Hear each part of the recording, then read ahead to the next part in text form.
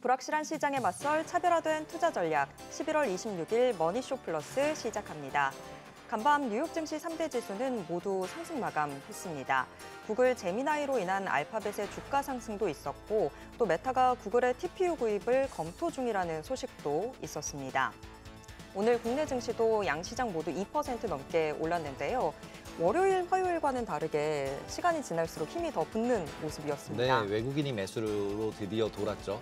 그리고 이제 어제 경제 지표가 많이 발표가 됐었어요. 그간의 경제 지표 계속 안 나오다가 경제 지표들 나오면서 이제 물가는 그래도 좀 괜찮다 그러면서 이제 오히려 금리 인하 쪽에 힘을 줬고 그 다음에 오히려 이제 고용은 계속 나쁜 쪽이어서 해석하기에 따라서는 왔다 갔다 양쪽 다 갈 수 있었는데 기본적으로 금리 인하 쪽에 포커스 맞추면서 시장을 다 돌려놓은 것 같습니다. 금리 인하 기대감이 정말 계속해서 왔다 갔다 하는 것 같아요. 갑자기 또 커지는 상황이라서 예측 불가능한 시장이 되고 있지 않나 싶습니다. 네. 지금 보시고 계신 머니쇼는 SBS 비즈앱과 유튜브에서 실시간 시청이 가능합니다. 더 많은 국내 주식 정보 받아보실 분들은 카카오톡 채널 머니랩 추가해 주시기 바랍니다. 그럼 오늘 증시인사이트 출연자 모시고 자세한 이야기 나눠보겠습니다. KB증권 프라임클럽 민재기 팀장 모셨습니다. 안녕하세요. 안녕하세요. 네. 11월에 거의 증시 변동성 얘기밖에 안 했던 것 같은데 그랬던 11월이 벌써 다 가고 있습니다. 근데 주요 증권사들은 12월 전망은 또 굉장히 긍정적으로 보는 것 같더라고요. 코스피 상단 4,300 이야기까지 하던데 이렇게 낙관적으로 보는 배경이 뭘까요? 네, 일단 매를 먼저 맞은 게 가장 메리트 있는 부분 아닌가 싶은데요. 이제 어쨌든 미국 증시가 최근에 다시 힘을 좀 내고 있습니다. 그죠? 미국 증시가 안정을 좀 찾으면 글로벌 자금들은 상대적으로 이제 글로벌 투자하는 펀드 매니저들 입장에서 자산 배분 입장에서 보면 어디가 싼지를 이렇게 좀 보게 되죠. 시장이 조금 안정을 찾게 되면. 근데 이제 어제 제가 조금 전에 데이터를 이렇게 돌려보니까 어제 기준으로 우리나라 포워드 기준으로 PER이 9.5배로 내려왔습니다. 다시 10배 밑으로 내려왔다라는 거죠. 뭔가 증시는 많이 올랐고 고점 대비해서 조정은 한 7% 정도 받았나요? 한번 그 정도 7, 8% 받은 것 같은데 밸류에이션은 12배, 13배가 아니라 다시 10배 미만으로 내려온 거죠. 그러면 물론 이제 미국이 항상 밸류에이션은 우리보다 비싸긴 하지만 그런 부분들을 봤을 때 9배? 대한민국이 9배? 그러면 이제 다시 또 싸 보이는 부분들 밑에 분모가 이제 중요한데 이익이 지금 계속 좋아지고 있습니다. 특히 다들 잘 아시는 반도체 중심으로 이익이 지금 좋아지고 있고 제가 2주 전에 왔을 때 반도체 영업이익을 내년도 26년도 영업이익이 144조 정도였거든요. 근데 방금 제가 데이터를 돌려보니까 150조까지 또 추가적으로 상향 조정이 됐습니다. 근데 이번 주 초에 저기 멀리 있는 시티에서요.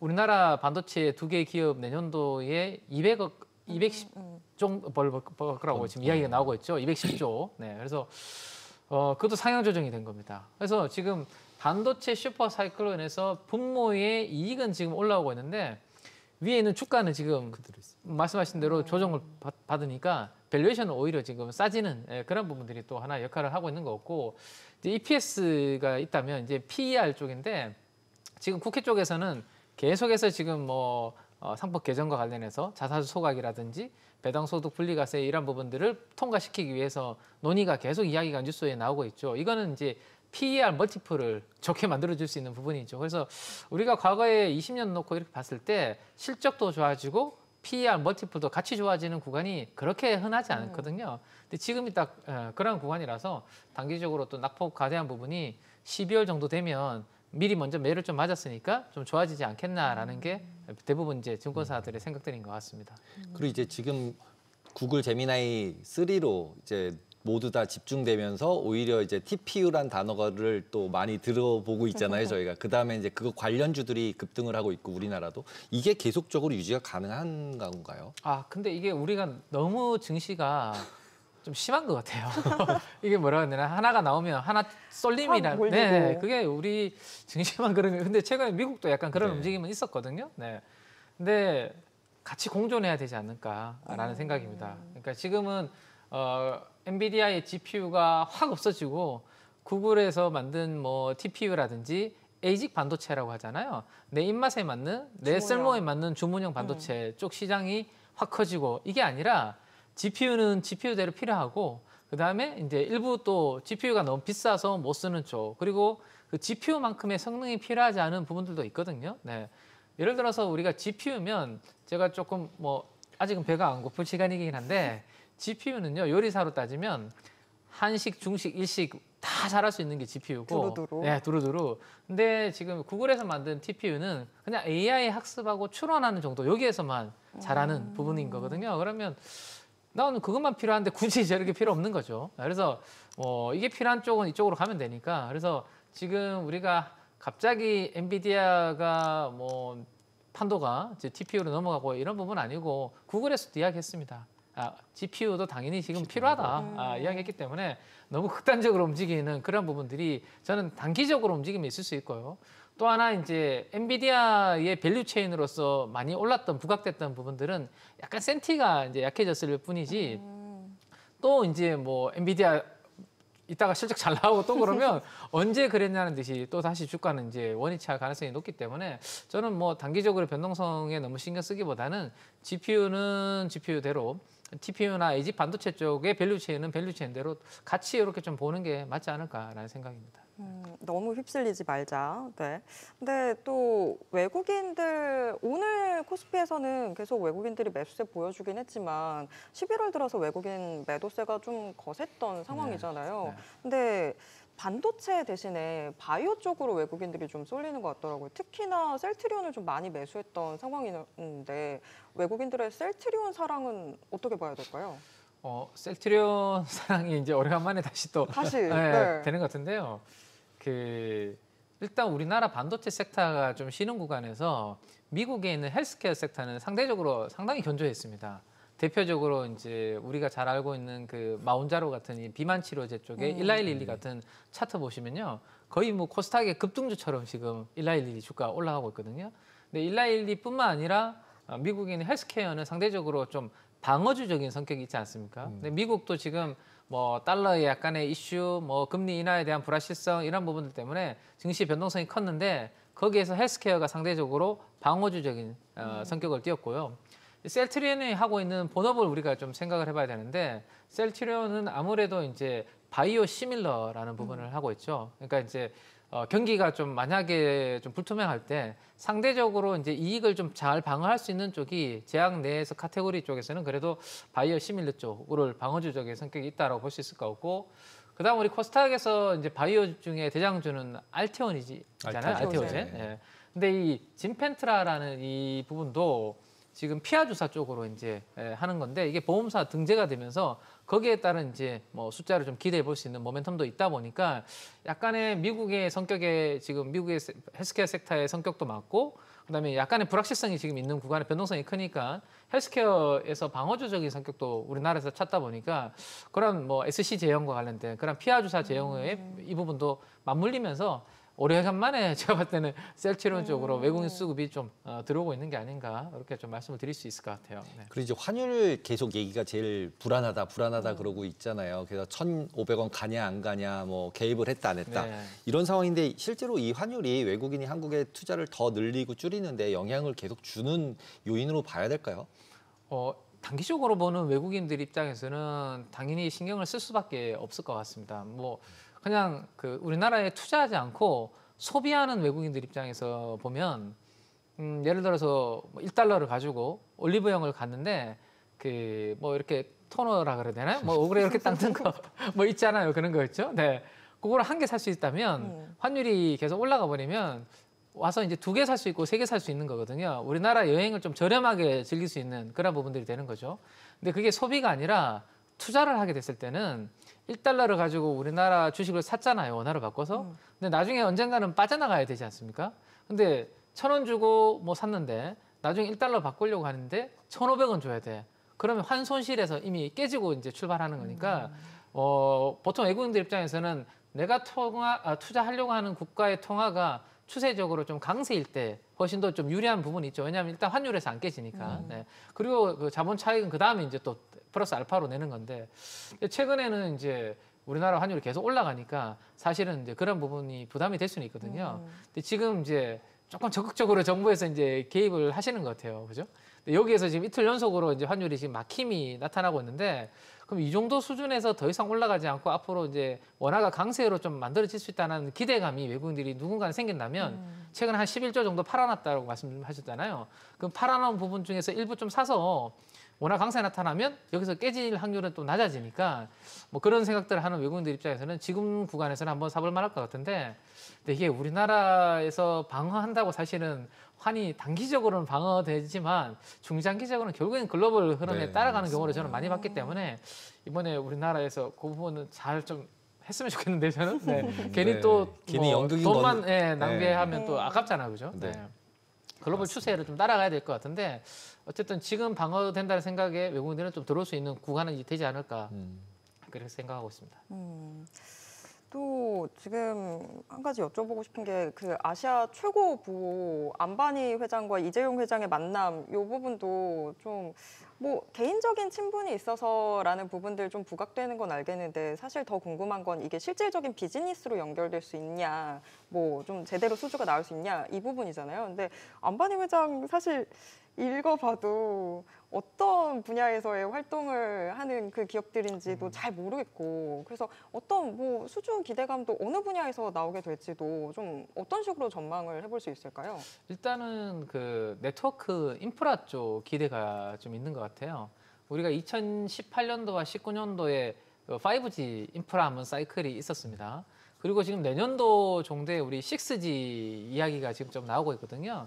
미국에서 이제 주파수 경매가 올해 연말에 이제 끝이 나면 미국의 AT&T라든지 이런 거대 통신사들이 본격적으로 투자를 할 것이고 이 사이클은 뭐 계속 이야기가 있는 건데 거기에서 중국 장비를 쓸 수 없다라는 게 우리가 가질 수 있는 이제 기대감인 거거든요. 탈중국인 거죠. 그러니까 탈중국. 그래서 인도라는 그 거대한 시장에서 만약에 뭐 5G라든지 6G라든지 이런 네트워크 인프라가 깔렸을 때 중국을 대신해서 그러면 누군가는 거기서 장비를 이제 납품을 해야 되는데 아무래도 이러한 네트워크 관계를 좀 맺어두면 혹시라도 인도 내에서 그런 투자가 있을 때 삼성전자 뭐 이재용 회장님한테 연락을 좀 하지 않을까 친분을 좀 쌓아놓으면 그런 부분들이 일단 기대감이 좀 있는 것 같아요. 그다음에 두 번째는 어쨌든 인도도 이제는 이제 소득 수준이 막 올라오고 있습니다. 요즘 그 LG전자가 왜 인도에서 새롭게 상장하고 거기서 막 부각이 되고 있지 않습니까? 인도가 이제 어느 정도 수준이 올라오니까 반도체 관련된 사업도 본인들이 조금 팹을 이렇게 해보고 싶어하는 욕망이 좀 있는 것 같아요. 그런데 이게 전체적으로 다 할 수는 없을 것이고 아무래도 뭐 파운드리라든지 뭐 팹리스 쪽의 협력 뭐 이런 부분들을 기대하고 있는 것 같은데 그러면 우리나라에서 이제 삼성전자가 SK 하이닉스가 업황이 이렇게 좋을 때 본인들이 다 할 수는 없고 결국에는 이제 외주 후공정 같은 부분들을 이렇게 좀 주거든요. 뭐 예를 들어서 뭐 하나 마이크론이라든지 두산 테스나 같은 이런 기업들은 삼성전자와 SK 하이닉스가 그들이 다 안 하는 부분들을 이제 그들 쪽으로 주면 이제 아웃소싱 한다라고 하죠. 어사트라는 표현을 그래서 쓰는데 인도 쪽에서도 뭐 삼성전자가 이런 부분들에 뭐 펩 투자라든지 하면 인도 내에서 이제 뭐 투자라든지 그다음에 뭐 소득 수준 올라가는 그런 연결도 될 수 있는 부분들이 있고요. 제가 봤을 때는 어쨌든 제 앞에 말씀드렸던 하나 예시를 들면 지금 동박 그 CCL 있거든요. CCL이라고 우리가 두산이라는 회사가 하는 아이템이 CCL인데 그 CCL이 뭐냐 하면 구리와 구리를 가지고 동박 적층판을 만드는 겁니다. 근데 지금 그게 되게 지금 쇼티지 이야기가 나오고 있거든요. 거기도 왜냐하면 이제 뭐 AI 인프라 투자 때문에 근데 그것을 지금 동박을 제대로 하고 있는 회사가 일본의 미쓰이라는 회사가 글로벌리 90%의 지금 시장 점유율을 독점을 하고 있거든요. 근데 여기도 지금 결국에는 탈중국, 뭐 탈일본 이 부분 때문에 우리나라에 최근에 뭐 롯데 에너지 머티리얼즈 같은 회사들이 막 부각이 되면서 움직이는 것처럼 결국에는 인도에서 또 탈중국 하는 데 있어서의 삼성그룹의 역할 이런 부분들이 좀 앞으로 기대할 수 있는 부분 아닌가 말씀을 좀 드릴 수 있을 것 같습니다. 저희가 인도를 봤는데 이제 중국 쪽 다시 보면 중국이랑 일본이랑 지금 사이가 안 좋아졌잖아요. 네, 갈등이 생기고 이러면서 이제 관광객들 우리나라로 오지 않냐 그러면서 이제 관광 관련 주들이 이제 많이 움직이고 있는데요. 이런 건 그냥 일회성이라고 봐야 되지 않을까요? 조금 더 길게 보고 싶습니다. 개인적으로 네. 조금 더 길게 보고 싶은데 물론 이제 혹시라도 일본의 새로운 총리께서 그건 내가 잘못한 것 같다라고 사과를 해버리면 말씀하신 대로 순식간에 주가는 올라갔던 부분을 좀 토해낼 수는 있겠죠. 근데 지금 분위기로는 지금은 쉽지 않을 것 같잖아요. 그럴 것 같지 일단. 않네요. 그거는 우리가 어쨌든 알 수 없는 부분이고 그러면 그거 외에 우리가 구조적으로 성장할 수 있는 부분인지를 봐야 되는데 이 여행 관광 이쪽을 과거에 1990년도에 일본이 GDP 성장이 거의 없을 때 기업들의 이익 성장이 좀 나왔던 구간이 그나마 엔저 구간에서 아까 우리 여행 제가 말씀드렸잖아요. 우리나라 원화 환율이 워낙 쌀 때 외국인들 관광객들 입장에서 유리하다고 말씀드렸죠. 그때 당시에 일본이 엔저로 인해서 외국인 관광객들이 상당히 많이 들어왔던 시절이 있어서 그래서 이제 돈을 좀 벌었고 또 하나는 워낙 경기가 안 좋으니까 일본에서 그 외국인 관광객들을 유치하기 위해서 상당히 강력한 드라이브 정책을 폈었거든요. 그러면서 한 400만 명 정도의 입국하던 외국인 관광객이 한 3,200만 명까지 한 8배가 증가하는 그런 사이클이 있었습니다. 그래서 우리가 지금 어쨌든 어제 오늘은 환율이 조금 강했지만 최근에 원화 약세 흐름이잖아요. 예. 그래서 이 원화 약세 기조에서 좀 기대할 수 있는 것은 외국인 관광객들의 좀 우리나라의 저렴한 관광 기대해 볼 수 있는 부분이고 내수가 생각보다 지금 경기가 그렇게 좋지는 않습니다. 주식시장은 연초 대비해서 70% 성장을 했지만 사실 우리가 피부로 느끼는 계속 괴리감이 네, 있죠. 경기는 그렇게 좋은 편은 아니거든요. 그러면 정부 입장에서는 주식시장은 좋고 뭐 부동산도 되게 뜨거운데 결국에는 우리가 사는 내수 경기를 좋게 만들어야 되는 게 정부의 스탠스인데 그러면 외국인들이 우리나라에 와서 많은 돈을 좀 써야 내수 경기에 좀 도움이 되지 않을까. 그러면 정부에서도 계속 이러한 그 관광 활성화 관련된 정책을 계속 제가 봤을 때는 일본처럼 그렇게 갈 가능성이 좀 높지 않을까라는 생각을 하고 있거든요. 거기에다가 이제 만약에 중국하고 일본의 이 관계가 더 나빠지면 좋겠습니다. 이렇게 너무 이렇게 말씀드리면 좀 그러나요? 갑자기 마음의 소리가 훅 나오신 거 아니에요? 그러니까 우리나라 여행 뭐 호텔 이게 더 좋아지려면 사실은 갈등이 더 오래되면 좋을 텐데 어쨌든 생각보다 그들의 관계가 이렇게 좀 안 좋아진다면 우리나라 관광객들이 많이 들어오면 어디에 쓸지는 사실은 잘 모를 수 있습니다. 왜냐하면 소비 패턴은 바뀔 수 있거든요. 옛날에는 면세점을 많이 갔다면 요즘은 올리브영을 많이 가는 것처럼 바뀔 수 있는데 잠은 자야 됩니다. 그렇다면 호텔? 네, 잠은 자야 되기 때문에 만약에 뭐 주가가 최근에 올랐을 때 좀 약간 쉬고 있는 것 같은데 조정을 좀 받았을 때 그래도 가장 편안한 선택지는 저는 호텔이 되지 않을까.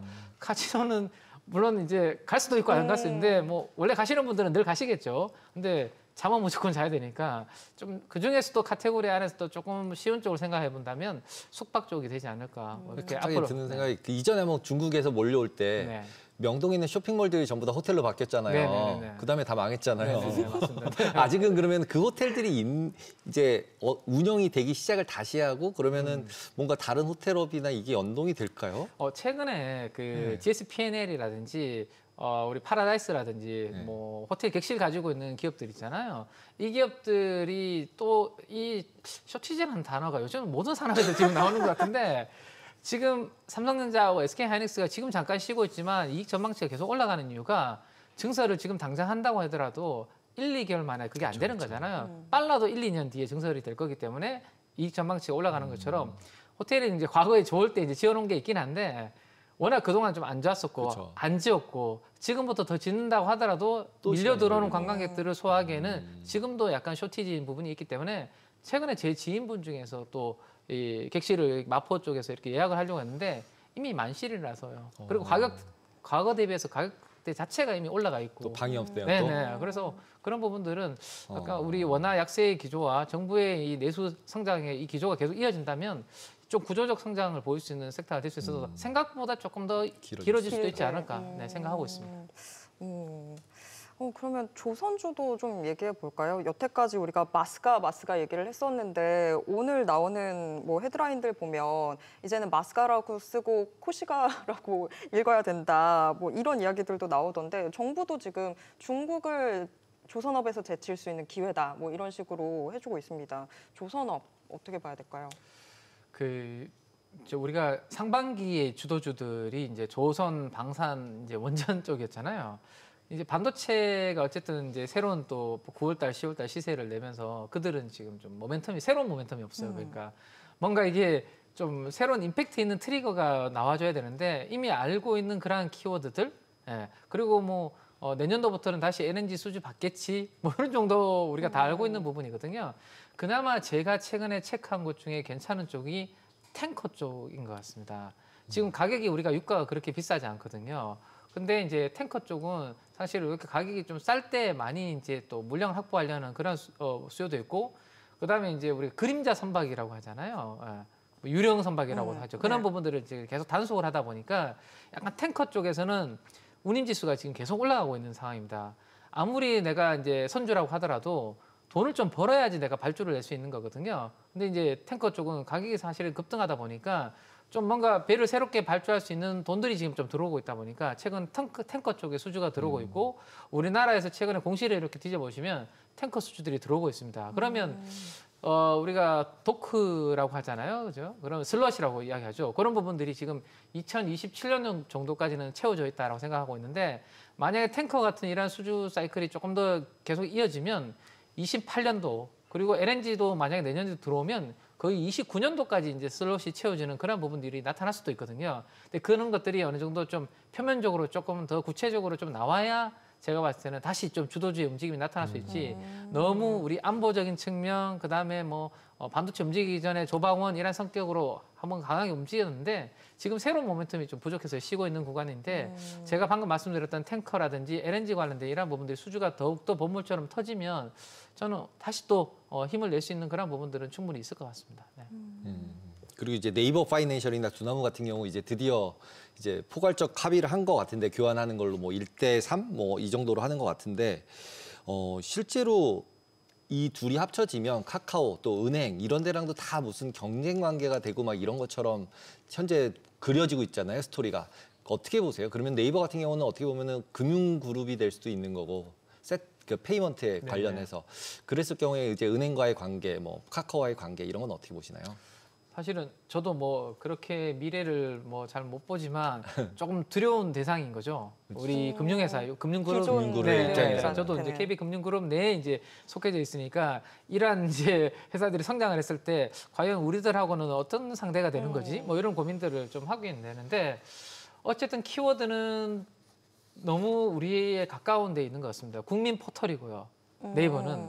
그다음에 이제 두나무는 국민 거래소 같은 그 암호화폐 쪽에 거래소잖아요. 그 두 개의 결합이기 때문에 상당히 큰 자산 관리 관련된 슈퍼 앱이 되지 않을까. 일단은 그게 성공할지 안 할지는 모르겠지만 느낌적으로는 거대한 두 친구가 만나서 하나로 이제 탄생을 하는 거니까 꽤 의미 있는 금융의 판도를 흔들 가능성도 있겠다라는 생각을 뭐 조심스럽게 할 수 있는 거죠. 그러면 이제 시장에서는 앞으로 그들이 이제 어떻게 이제 전개가 되는지를 이제 봐야 되는데 뭐 지금까지 이들의 행보를 봤을 때는 충분히 기존의 금융회사들이 좀 겁을 낼 수 있는 부분들이 있는 것 같고 최근에 우리 정부에서 토큰과 관련된 부분들을 법제화 계속 STO. 풀어주려고 네. STO 관련된 이야기들이 나오고 있거든요. 증권사에서 이 부분을 준비한 지가 꽤 몇 년 된 것 같은데요. 맞아요. 잘 안 되고 있거든요. 근데 지금 어쨌든 현 정부에서 그런 부분들을 조각 투자를 뭐 풀어주려고 하나 보는데 아마도 그런 부분에 있어서도 방금 말씀드렸던 그런 친구들은 좀 더 쉽게 접근할 수 있는 부분들이 되다 보니까 좀 시장을 어느 정도 점유율을 가져갈 수 있는 부분들은 충분히 좀 되지 않을까라는 생각을 하고 있습니다. 그래서 지금 얼마를 뭐 가져갈지는 예상하기는 좀 어렵지만 꼭 위협 존재인 거는 금융 회사들 입장에서는 충분히 좀 존재일 것 같다라는 느낌이 좀 듭니다. 네. 네이버 페이에서 쓰는 그런 포인트도 그냥 STO로 상장시켜 놓고 네네. 거래소에 해버리면 원화를 안 쓰고 그냥 네이버가 만든 코인 써도 코인이 되는, 되니까. 네, 네네. 쓰면 되는 거라서 그랬을 경우에는 굉장히 금융권에는 큰 이슈가 될 수도 있겠네요. 그런 부분들은 사실은 저희 전통 금융기관에서는 지금까지 해본 적이 없는 시도이기 때문에 어떤 영역이 앞으로 새롭게 이제 아이디어가 튀어나올지 펼쳐질지. 계속해서 모니터링하면서 아마 뭐 우리와의 밸류에이션, 저들의 밸류에이션을 계속 비교를 좀 하는 그런 부분들이 되지 않을까 싶습니다. 네. GPU도 받으니까 네이버는. 아 그러네, 저희는 못 받았는데. 우리 아무도 못 받았는데 지금 GPU도 받는 네이버니까. 여기서 네. 또 GPU까지. 네. 앞서서 그러니까 중일 관계로 인한 그 영향들이 좀 더 장기적으로 갈 수도 있을 것 같다라고 전망을 해주셨는데 그렇게 되면 화장품주도 좀 같이 기대해 볼 수 있는 거 아닌가요? 뭐 최근에 K-뷰티가 미국 시장에서도 선전하고 있다고도 하고 네. 좀 여러 가지로 호재가 더해지는 상황이다라고 볼 수도 있을 것 같은데요. 네, 제가 최근에 가장 재미있게 본 자료는 그 중국인 관광객들이 들어오셔가지고 메이크업 받고 있는 장면을 영상으로 제가 봤거든요. 그리고 메이크업 받고 난 다음에 이동을 했는데 그 우리 K-팝 데모넌터스의 골든의 댄스를 이제 배우는 스튜디오 쪽으로 바로 연결해서 이동해서 원하면 풀 코스로. 네, 그 춤을 배우는데 거기서 댄스 내가 남기고 싶으면 뮤직비디오까지 이렇게 만들어주는 그렇게 풀 코스가 연결이 되어 있더라고요. 하루는 아이돌이 돼볼 수 있는 거네요. 그렇죠. 아이돌 화장을 하고 아이돌의 춤을 또 연결하는. 그래서 이 화장은 충분히 외국인들이 따라하고 싶은 아이돌 이제 메이크업 되는 것 같은데 문제는 이쪽은 유행이 너무 빠른 게 아닌가라는 생각입니다. 그래서 최근에 화장품 중에서는 그래도 여전히 뭐 괜찮은 쪽은 APR 정도가 조금 아직까지는 뭐 힘이 좀 살아있는 것 같은데 그쪽도 실적 발표 이후에는 약간 주가는 좀 쉬고 있는 그런 상황이거든요. 오히려 저는 아까 우리 그 관광 정책 이야기 드렸지 않습니까? 돈을 좀 많이 쓰게 하려면 옛날 대비해서 지금 쓰고 있는 한 분의 관광객들이 쓰고 있는 비용 자체가 예전보다는 줄었대요. 그렇죠. 면세점 네. 같은 건데 저렴한 곳으로 올리려고 하니까 네. 일단 완전히 줄어들죠. 작아졌잖아요. 예, 근데 완전히 이걸 작아졌죠. 키워야 되잖아요. 이걸 키우려면 제 생각에는 화장품보다는 이 미용 시술을 좀 화끈하게 좀 열어줘야 되지 않을까 싶습니다. 저도 뭐 예전에 이제 뭐 몇 년 전에 받아봤지만 이 단가가 꽤 되지 않습니까? 그렇죠. 네. 훨씬 높죠. 네, 근데 네. 이거를 우리가 이제 그 세금 환급하는 부분들을 정부에서 약간 이거 막아놓은 부분들이 최근에 생기면서 글로벌 텍스프리 주가가 빠지고 막 그랬었거든요. 근데 이 부분을 저는 다시 좀 열어주는 부분이 되면 조금 더 단가를 좀 많이 쓸 수 있는 부분이 될 수 있을 것 같은데 그래서 미용 시술, 그래서 파마 리서치의 리쥬란 같은 경우는 이미 고유명사로서 지금 돼 있는 부분인데 이런 부분들을 좀 활성화시켜 줄 수 있는 부분들을 좀 열어주면 좀 빠져 있는 파마 리서치 주가에도 좀 도움이 되지 않을까 네, 그렇게 생각하고 있습니다. 이제 다음 달에 이제 FOMC가 열리잖아요. 이제 그리고 시작에서도 저희가 얘기했지만 이제 금리 인하 뭐 확 왔다 갔다 한다 이렇게 얘기했는데 실제로 금리 인하가 이미 2년짜리랑 10년짜리 가보면 다 반영돼 있어서 뭐 금리 내려봤자 별볼 없다. 뭐 이렇게 보는 시각도 있는데 팀장님 어떻게 보세요? 지금 오늘 새벽에 거의 82%인가요? 네, 거의 이제 뭐 그냥 인하율이 인하하는 이제 걸로. 올라가서 네. 12월 10일에 금리 인하 이제 할 수도 있겠다라는 생각으로 바뀌고 있는 것 같은데 근데 저는 이번에 만약에 동결이더라도요 1월 달에 할 수 있을 거라는 기대감을 가져갈 것 같거든요.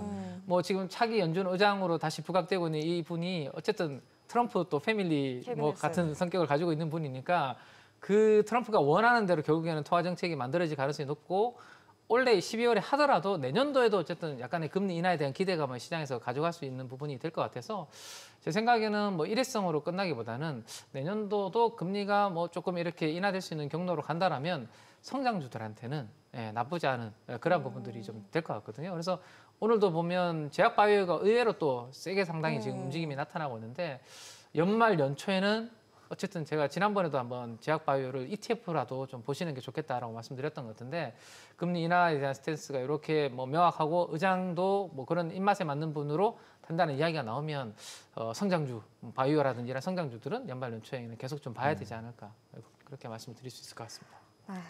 금리 인하 전망이 이렇게 드라마틱하게 바뀌다니.